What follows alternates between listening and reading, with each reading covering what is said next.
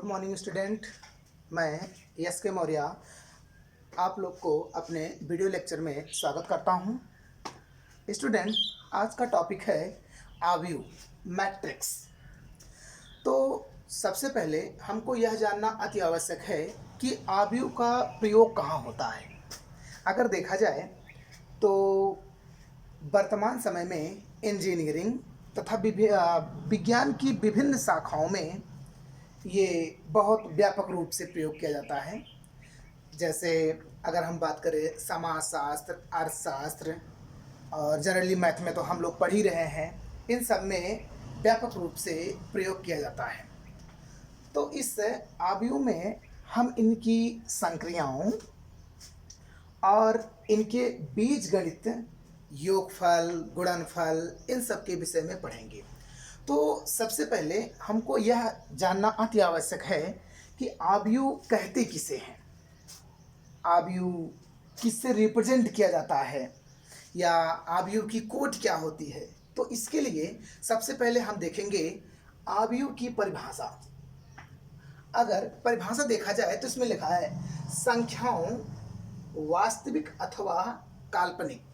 वास्तविक अथवा काल्पनिक का मतलब क्या है? वास्तविक का मतलब जैसे हम 1 2 3 4 5 ये सब गिनते हैं।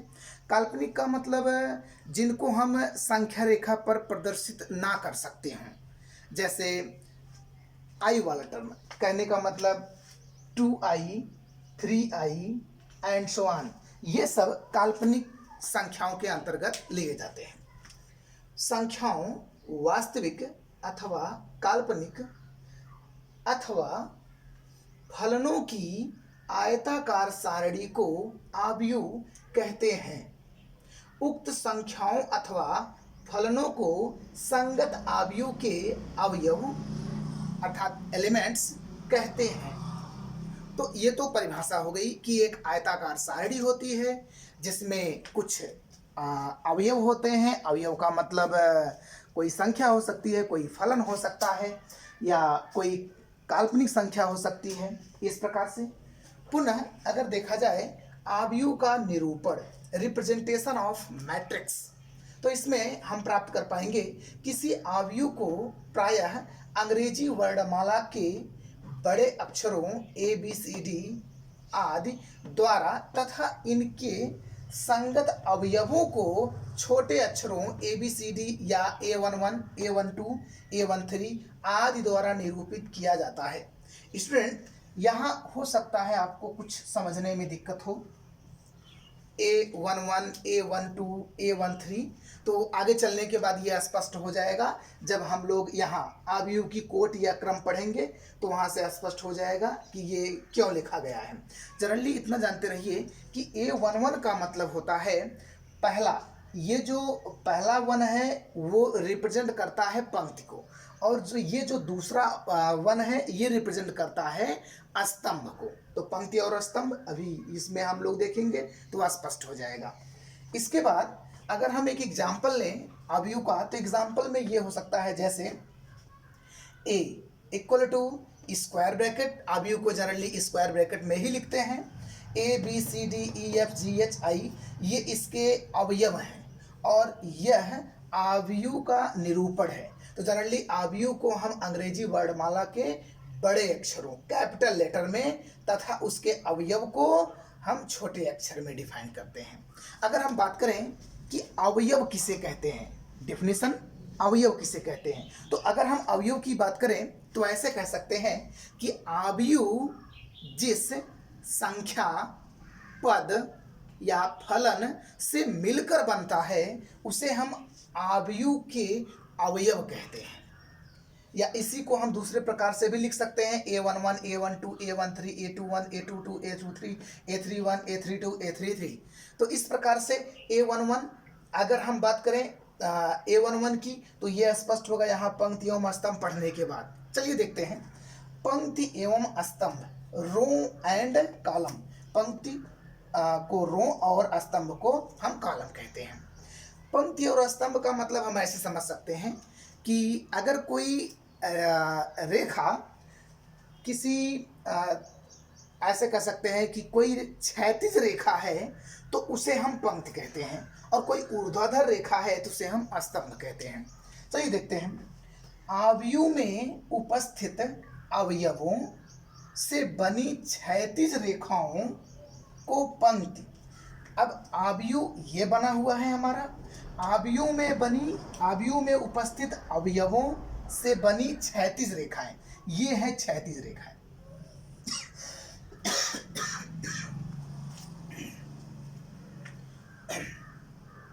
तथा ऊर्ध्वाधर रेखाओं को स्तंभ कहते हैं, और ये है ऊर्ध्वाधर रेखा, इसे हम क्या कहते हैं? स्तंभ। जैसे ये दिया है हमारे पास बी एक आयु है और इसमें विभिन्न विभिन्न एलिमेंट्स हैं 1 2 3 4 5 6 7 8 9।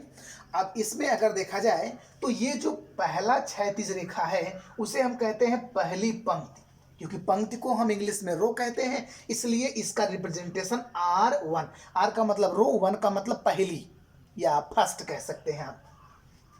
दूसरा है हमारा 4 5 6, ये जो क्षैतिज रेखा है इसे हम कहते हैं दूसरी पंक्ति, और इसका रिप्रेजेंटेशन R2। इसी प्रकार तीसरी पंक्ति R3। अब स्तंभ की बात करें तो स्तंभ जनरली हमारा ये ऊर्ध्वाधर रेखा होता है। ऊर्ध्वाधर का मतलब ये है कि ये वाली लाइन टोटल, ये लाइन, यानी यहाँ पर 3 स्तंभ हैं। तो तीनों स्तंभ के लिए हम ऐसे लिख सकते हैं, ये पहला स्तंभ है हमारा जिसको हम C1, C का मतलब कॉलम और C1 का मतलब फर्स्ट। ओके, तो ये हो जाएगा हमारा पहला स्तंभ C1, दूसरा स्तंभ C2, तीसरा स्तंभ C3। तो इस प्रकार से यहाँ पर हमने देखा पंक्ति एवं स्तंभ। अब स्पष्ट हो जाएगा पंक्ति और स्तंभ का मतलब क्या होता है। जैसे यहाँ पर 1 1 हमने देखा था, तो अगर हम पंक्ति की बात करें तो ये तो हमारे पहली पंक्ति है। अगर ये पहली पंक्ति है तो हम देखेंगे यहाँ पर जो ये आपका अनुलग्न है ये 1 1, क्योंकि पंक्ति तो ये समान ही है ना, पंक्ति ये पहली पंक्ति है, अब ये दूसरी पंक्ति तो हो नहीं सकती है, इसलिए इस पंक्ति में जितने भी अवयव हैं उनकी संख्या 1 1 लिखी गई है। इसी प्रकार अगर हम स्तंभ की बात करें तो ये हमारा स्तंभ है, एक स्तंभ, और हम दूसरे अनुलग्न को क्या कहते हैं? स्तंभ रिप्रेजेंट करता है। तो हमने देखा इसके लिए ये 1 1 1, यानी ये जो दूसरा टर्म होता है 1 1 1, ये स्तंभ को बताता है कि ये पहला स्तंभ और ये पहली पंक्ति। इसी प्रकार से अगर हम इसमें बात करें तो ये हमारी दूसरी पंक्ति होती है। हमने यहाँ प्राप्त किया 2 2 2, इस प्रकार से ये हमारी तीसरी है, यानी 3 3 3। तो इस प्रकार से हम यहाँ पर स्पष्ट कर पाएंगे कि अगर कोई अवयव है उसके सफिक्स में 3 1 लिखा है तो 3 पंक्तियों की संख्या है और 1 स्तंभों की संख्या है। अगर A3 2 लिखा है तो 3 पंक्तियों की संख्या है और 2 स्तंभों की संख्या है। तो इस प्रकार से ये पंक्ति एवं स्तंभ को हम पहचान पाएंगे। अब बात करते हैं अवयव की कोटि या क्रम, ऑर्डर ऑफ ए मैट्रिक्स। अगर हम अवयव की कोटि या क्रम की बात करें तो यहाँ पर हमने लिखा है यदि यम यन संख्याओं को, यम यन संख्या मतलब, यम यन संख्या का मतलब कोई भी संख्या हो सकती है, जैसे 12 15, इसको हम लिख सकते हैं यम यन के रूप में 4 × 3 3 × 5 एंड सो ऑन। तो यम यन संख्याओं को प्रत्येक पंक्ति यन संख्याएं लेकर, प्रत्येक पंक्ति यन संख्या, ये हमारी प्रत्येक पंक्तियां हैं, ये पहली पंक्ति है तो पहली पंक्ति में कितनी संख्याएं होनी चाहिए? यन संख्याएं होनी चाहिए। लेकिन यहाँ पर कितनी है? 3 संख्याएं, 1 2 3, 3 संख्याएं हैं। तो प्रत्येक पंक्ति यन संख्याएं लेकर यम पंक्तियों में क्रमबद्ध व्यवस्थित करें। यम पंक्तियों का मतलब ये जो 1 2 3 पंक्तियां हैं, ऐसे ही हम 1 2 3 4 5 6 एंड सो ऑन यम तक ले जाएं। यानी प्रत्येक पंक्ति में यन संख्याएं और कितनी पंक्तियां होनी चाहिए? यम पंक्तियां होनी चाहिए। ओके, तो प्राप्त संरचना यम क्रॉस यन कोटि अथवा क्रम का आव्यूह होगा, जैसा कि स्पष्ट किया गया यहाँ पर। अगर हम यहाँ पर ध्यान दें तो हमको मिलेगा A11 A12 and so on A1n। ये 1 रिप्रेजेंट करता है पंक्तियों, तो पहली पंक्ति है स्पष्ट है, और ये 1 2 3 4 5 अप टू n रिप्रेजेंट करता है स्तंभों की संख्या।